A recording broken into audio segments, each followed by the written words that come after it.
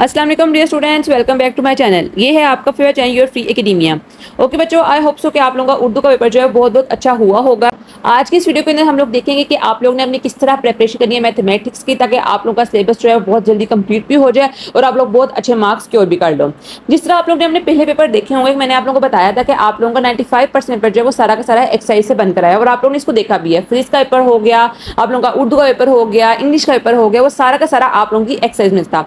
और 95% इस पेपर के भी हैं कि आप लोगों को सारा पेपर जो है वो आप लोगों को एक्सरसाइज में से आएगा, एग्जाम्पल में से आएगा।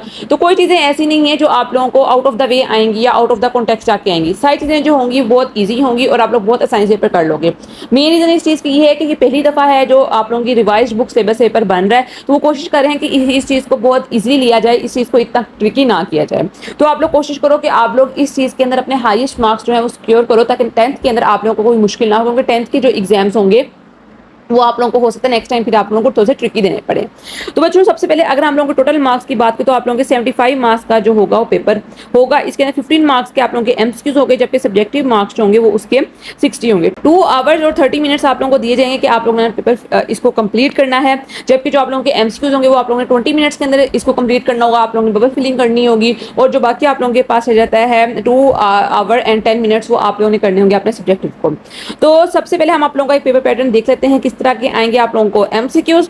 तो बच्चों देखो आप लोग यहाँ पर 15 जो हैं वो एमसीक्यूज आ रहे हैं, सेट्स में से आप लोगों को आ रहे हैं, एलसीएम फाइंड करने आ रहा है, फैक्टराइजेशन के आप लोगों को एमसीक्यूज आ रहे हैं। तो इन शॉर्ट में आप लोगों को अगर बताऊं तो सारे के सारे एमसीक्यूज ऐसे हैं जो कि आप लोगों को सोल्व करके देखने पड़ेंगे।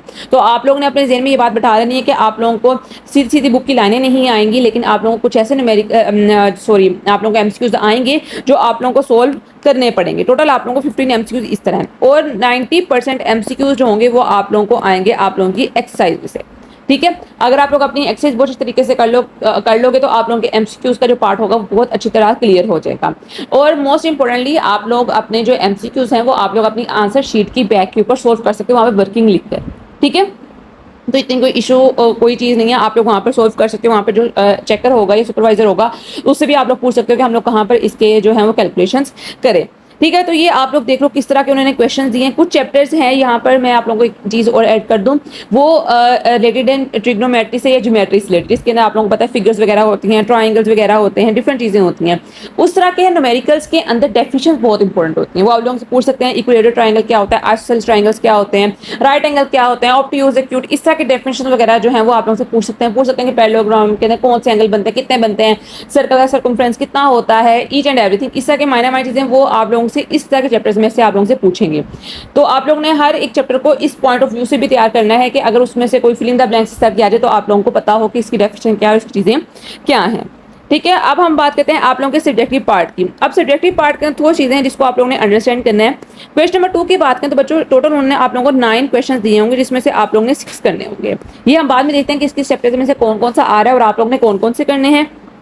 उसके बाद अब देखो यहाँ पर आप लोगों की डेफिनेशन वाले भी होंगे, तो आप लोगों ने कोशिश करनी है कि आप लोग डेफिनेशन बहुत अच्छी तरह करके जाओ।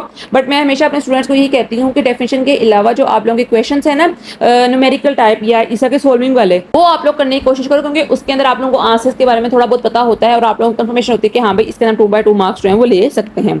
उसके बाद क्वेश्चन नंबर 3 भी इसी तरह होता है। 9 टोटल आप लोगों क्वेश्चन है जिसमें से आप लोगों ने 6 करने होंगे। जिस तरह के क्वेश्चन उन्होंने यहाँ पर दिए हुए हैं सेम इस तरह के आप लोगों को आने के चांसेस हैं, इसी तरह के आएंगे। उसके बाद नेक्स्ट आता है आप लोगों का क्वेश्चन नंबर 4 भी शॉर्ट क्वेश्चन आ सके, जिसके अंदर आप लोगों को 9 आएंगे, 6 करने होंगे और हर एक कैरी करा होगा 2 मार्क्स। अब इसके अंदर जो होगा मेजॉरिटी ऑफ क्वेश्चन आप लोग देखो यहाँ पर डेफिनेशन किस चीज की है, ये है आप लोगों की ज्योमेट्री से रिलेटेड और आप लोगों का जो लास्ट वाला चैप्टर है अरिथमेटिक मीन का, ज्योमेट्रिक मीन का, प्रोबेबिलिटी का, उसके अंदर से भी आप लोगों के क्वेश्चन जो हैं वो आए हुए हैं। लॉन्ग क्वेश्चन की बात करें तो क्वेश्चन नंबर 5 का ए और बी पार्ट है, क्वेश्चन नंबर 6 का फिर ए और बी पार्ट है, क्वेश्चन नंबर 7 का भी ए और बी पार्ट है।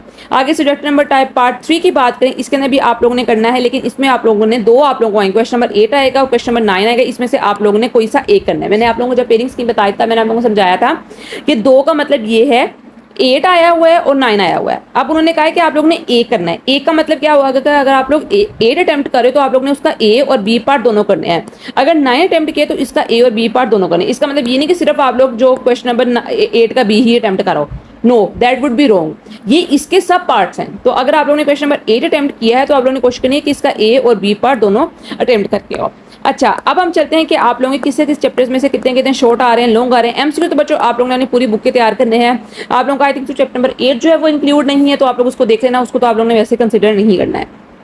बाकी जितना भी रिवाइज सिलेबस की चीजें हैं उसको आप लोगों ने देखनी है और उसको उस तरह सोल्व करने की कोशिश करें। तो एमसीक्यू जो है वो आप लोगों ने अपनी सारी बुकें करने हैं, ऑल टेक्स्ट बुक कंप्लीटली, ठीक है। शॉर्ट क्वेश्चन आंसर्स की बात करें तो बच्चों शॉर्ट क्वेश्चन आंसर जो है वो आप लोगों ने चैप्टर नंबर 1 +2 +3 +4 ये वाले पार्ट के जो आप लोगों का आता है क्वेश्चन नंबर 2 वाला सिक्योरिटी टाइप पार्ट 1 का, उसमें से ये वाला अटेम्प्ट करना है।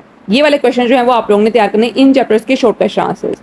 क्वेश्चन नंबर 3 की बात करें तो बच्चों इसके अंदर आप लोगों ने चैप्टर नंबर 7 + 9 ये आप लोगों ने करना है। अब इसके अंदर यहाँ पर एक्सेप्शन मैंने इससे रखी है कि आप लोग यहाँ पर 6 को भी चूज कर सकते हो, क्योंकि इसके अंदर से हम लोगों ने लॉन्ग तैयार नहीं करना, तो आप लोगों की अपनी मर्जी है, कोई से 2 चैप्टर्स कर लो, या तो 6 और 7 कर लो, या फिर 7 और 9 कर लो, या फिर 6 और 9 कर लो।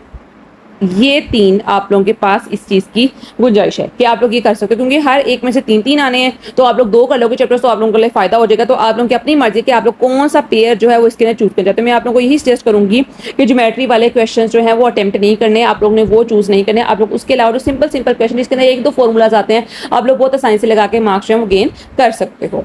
उसके बाद क्वेश्चन नंबर 4 की बात करें तो बच्चों इनमें आता है आप लोगों का चैप्टर नंबर 11, 12 और 13 ये 3 चैप्टर जो हैं वो आप लोगों ने चूज करने हैं।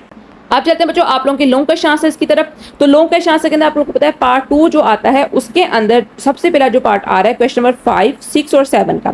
इनमें से आप लोगों ने 2 क्वेश्चन चूज करने हैं, तो 5 और 6 करोगे, 6 और 7 करोगे, 5 और 7 करोगे।